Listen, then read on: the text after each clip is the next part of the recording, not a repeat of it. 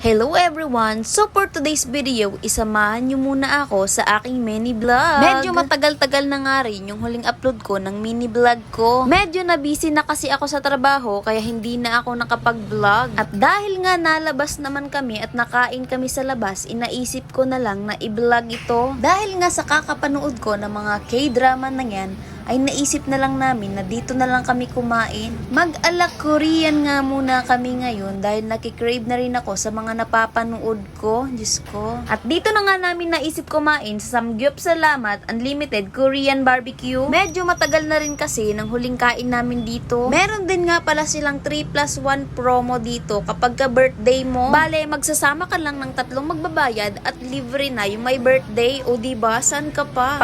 Pagpasok mo nga, ganito kaaliwalas ang bubungad sa'yo. Napakaganda nga ng restaurant na to kasi hindi masikip. At meron din nga silang iba't ibang dessert kapag ka naumay ka na, ibumili ka lang dito sa kanila. Parang ang napaghandaan nila yung pagdating namin kasi may naka-ready ng mesa at may mga side dishes na rin. At hindi na rin nga namin pinatagal at umorder na rin kami. Ang kagandahan na nga sa restaurant na to ay only beef, only pork, and only chicken ka na for only 549 pesos lang per head. At only din nga yung mga side dish nila. O diba, san ka pa? Kahit sabihin mong patay gutom ka, masusulit mo talaga yung 549 pesos mo dito. Habang nga nag-aantay kami, nag-prepare na rin to si kuya ng paapoy. Diyos ko. Pag sure lagi ang paapoy-apoy mo kuya, baka naman masunog ako dyan. Charis.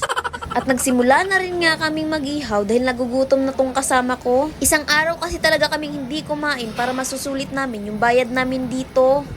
Kaya naman kung may bala kayong kumain sa mga gatong klaseng restaurant, i-assure nyo na gutom kayo para masulit nyo yung bayad nyo. At nung may naluto na nga, isinimulan ko na rin ang aking first bite. Sarap!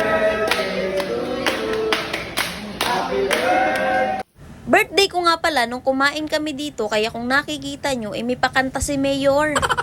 At nung naubos na nga namin yung unang 3 plate ng beef na sinerve, nag-order na rin kami ng chicken. Na-curious kasi kami kung anong lasa ng chicken nila, kaya yun na in-order namin. At sa mga oras nga na to, kung naiisip nyo, itinigilan na rin namin yung pag-iihaw namin kasi sobrang busog na talaga. At nung natapos na nga kaming kumain, nagbayad na rin kami. Ayaw kasi naming malugi itong restaurant nila, Charis.